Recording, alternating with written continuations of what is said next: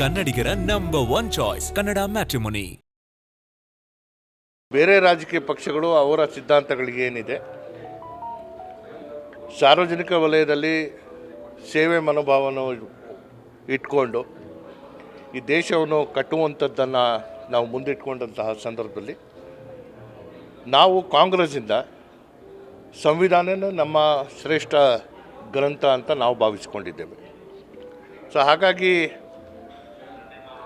ಮಾನ್ಯ ಉಪಮುಖ್ಯಮಂತ್ರಿಗಳು ಸದನದಲ್ಲಿ RSS ಗೀತೆ ಹಾಡಿದ್ದಾರೆ ಅನ್ನೋ ಒಂದೇ ಕಾರಣಕ್ಕೆ ಅವರು BJPಯ ಪರ ನಿಲ್ತಿದ್ದಾರೆ ಅನ್ನೋದಲ್ಲ. ಅವರು ಸ್ವತಃ ಹೇಳಿದ್ದಾರೆ, ನಾನು ಹುಟ್ಟು ಕಾಂಗ್ರೆಸ್ಸಿಗ ಅಂತ ಹೇಳಿ. ನಮ್ಮ ಸಿದ್ಧಾಂತಕ್ಕೆ ನಾವು ಎಲ್ಲೂ ಬಲಿ ಕೊಡಲ್ಲ. ಮತ್ತೊಂದು ಸಿದ್ಧಾಂತ ಅರ್ಥ ಮಾಡ್ಕೊಳ್ಳುವಂಥದ್ದು ತಪ್ಪು ಅಂತ ನಾನು ಎಲ್ಲೂ ಭಾವಿಸಲ್ಲ. ಕನ್ನಡ ಮ್ಯಾಟ್ರಿಮೋನಿಯಲ್ಲಿ ಹೇರಾಳವಾದ ಚಾಯ್ಸ್ ಇದೆ. ಲಕ್ಷಾಂತರ ಜನರಿಗೆ ನಮ್ಮ ಕನ್ನಡ ಮ್ಯಾಟ್ರಿಮೋನಿ ಮೂಲಕ ಮದುವೆ ಆಗಿದೆ. ಇದಕ್ಕಿಂತ ಬೇರೇನ್ ಬೇಕು? ಕನ್ನಡಿಗರ ನಂಬರ್ 1 ಚಾಯ್ಸ್ ಕನ್ನಡ ಮ್ಯಾಟ್ರಿಮೋನಿ. ಏನ್ ಮಾಡಿದ್ರು ನಡೆಯುತ್ತೆ, ನಾವು ಮಾಡಿದ್ರೆ ತಪ್ಪದು. ನೋಡಿ, ರಾಜಣ್ಣ ಅವರ ಮನಸ್ಥಿತಿ ವಿಚಾರದಲ್ಲಿ ನಾನು ಮಾತಾಡಕ್ಕೆ ಹೋಗಲ್ಲ. ಪ್ರತಿಯೊಂದೂ ಹೇಳುವಂಥ ಸ್ವಾತಂತ್ರ್ಯ ಇದ್ದರೂ ಕೂಡ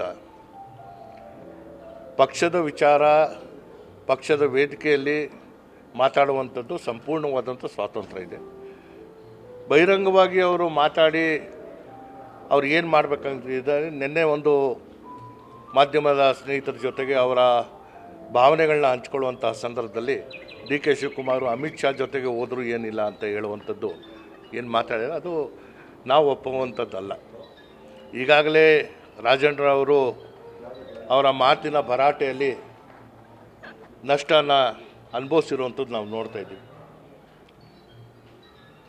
ಯಾವುದನ್ನು ಯಾವ ಸಂದರ್ಭದಲ್ಲಿ ಮಾತಾಡಬೇಕು ಅದು ಮಾತಾಡಿದ್ರೆ ಅದು ಶೋಭೆ ತರುತ್ತೆ.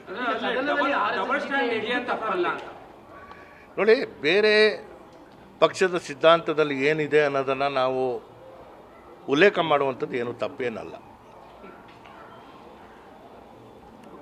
ಅಂದ್ರೆ ಎರಡು ತರ ಇದೆ ಅಂತ ಅನ್ಸುತ್ತೆ ಸರ್. ಹಾಗಾದ್ರೆ ಪಕ್ಷದಲ್ಲಿ ಈಗ ರಾಜಣ್ಣ ಅವರು ಹೇಳೋ ರೀತಿಯಲ್ಲಿ ಕೆಳ ಹಂತದ ನಾಯಕರಿಗೆ ಮೇಲಂತದ ನಾಯಕರಿಗೆ ಬೇರೆ ತರ ರೂಲ್ ಅನ್ನೋದೇನಿದೆಯಾ ಅಂತ. ನೋಡಿ, ಪ್ರದೇಶ್ ಕಾಂಗ್ರೆಸ್ ಸಮಿತಿಯ ಅಧ್ಯಕ್ಷರು ಪಕ್ಷ ಕಟ್ಟುವಂತಹ ಸಂದರ್ಭದಲ್ಲಿ ಎಲ್ಲ ರಾಜಕೀಯ ಪಕ್ಷಗಳ ಸಿದ್ಧಾಂತಗಳನ್ನು ಅವರು ಅಧ್ಯಯನ ಮಾಡಿಕೊಂಡು ನಮ್ಮ ಪಕ್ಷವನ್ನು ಯಾವ ರೀತಿ ಸಂಘಟನೆ ಮಾಡಬೇಕು ಅದು ಅವರ ಮೇಲೆ ಇರುವಂಥ ಜವಾಬ್ದಾರಿ.